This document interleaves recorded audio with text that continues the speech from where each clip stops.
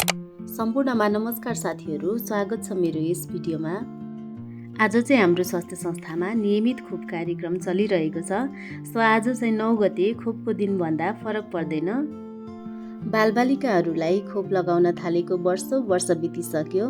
त्यसैले आफूले गरेको सानो प्रयासको क्षणलाई यसो भिडियोमा कैद गर्न मन लाग्यो र यो भिडियो सामग्री तयार पारेको छु। हेरेर साथ दिनलाई त साथीहरू। यहाँ मैले एकजना बच्चालाई खोप लगाउने तयारी गर्दैछु। सुरुदेखि अन्तिमसम्मको तयारीदेखि प्रक्रियाहरू सबै प्रस्तुत गर्न खोजेको छु, तर भिडियो धेरै लामो हुने भएकाले धेरै जसो सर्ट क्लिपहरू छन्। सबैभन्दा सुरुमा मैले खोप लगाउन बच्चा लिएर आउनुभएको आमालाई स्वागत गरेँ र उहाँसँग कार्ड मागेर अगाडि खोप लिएको र अब लगाउन बाँकी खोपको विवरण हेर्दै आमासँग सोधपुछ पनि गरेँ। त्यसपछि मैले यस महिनामा खोप लगाउने बालबालिकाहरूको लिस्ट र खोप रजिस्टर पल्टाएर आज लगाउने खोपको विवरण रजिस्टरमा र खोप कार्ड दुवैमा इन्ट्री पनि गरेँ। साथै खोप लगाउनु भन्दा पहिला बच्चाको तौल हेरेर खोपको विवरण सँगसँगै खोप कार्डमा भएको वृद्धि अनुगमन चार्ट पनि भर्दैछु। उहाँको नानी 10 महिनाको थियो र तौल 9 केजी थियो।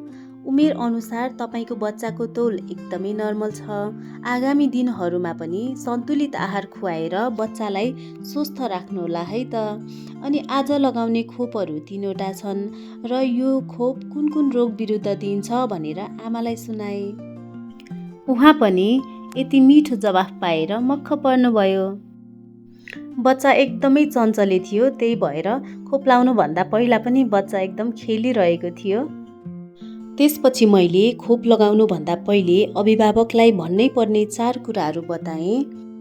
जस्तै कुन खोप दिइएको हो, यसले कुन रोगबाट बचाउँछ, अर्को खोपको लागि कहिले र कहाँ आउने, यसका सामान्य असरहरू के कस्ता हुन सक्छन् र त्यस्तो भएमा के गर्नुपर्छ, र खोप लगाउँदा दिएको कार्ड सुरक्षित राख्ने र अर्को पटक आउँदा लिएर आउने भनेर उहाँलाई भने।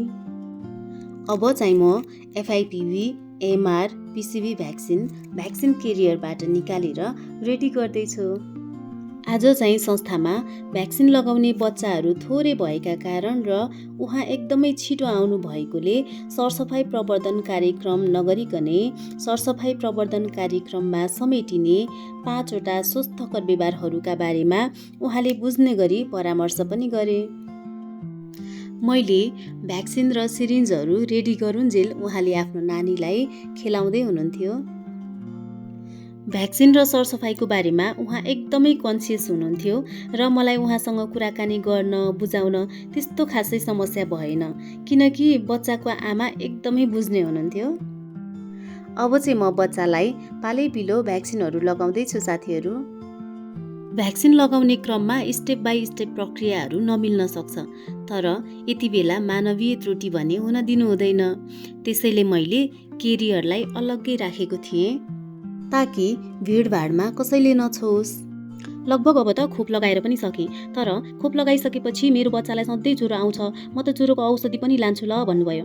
अनि मैले भने खोप लगाइसकेपछि ज्वरो आउनु नर्मल कुरा हो, तर 24 देखि 48 घण्टासम्म सामान्य ज्वरो आउन सक्छ, आत्तिनु पर्दैन। उच्च ज्वरो आयो भने मात्रै तुरुन्तै अस्पताल लानुपर्छ है भनी सल्लाह दिए। अन्त्यमा खोप लगाइसकेपछि आधा घण्टा बस्नुपर्छ है भन्दै उहाँलाई खोप कार्ड दिएँ र खुसी भएर जानुभयो। मैले त उहाँको जिद्दीपनको अगाडि नाइ भन्न सकिनँ, किनकि भौगोलिक विकटता, यातायातको अभाव भएको ठाउँमा एउटा पारासिटामोल पनि भएन भने अप्ठ्यारो पर्न सक्ला भनेर पारासिटामोल सिरप उहाँलाई दिएँ। यदि साँच्चै आफ्नो पेसालाई प्रेम गर्ने हो भने सानै काम भए पनि मनमा बेग्लै खुसी मिल्छ। यतिन्जेल भिडियो हेरेर साथ दिनु भएकोमा सबैजनालाई धेरै धेरै धन्यवाद साथीहरू। फेरि भेटौँला है त अर्को भिडियोमा।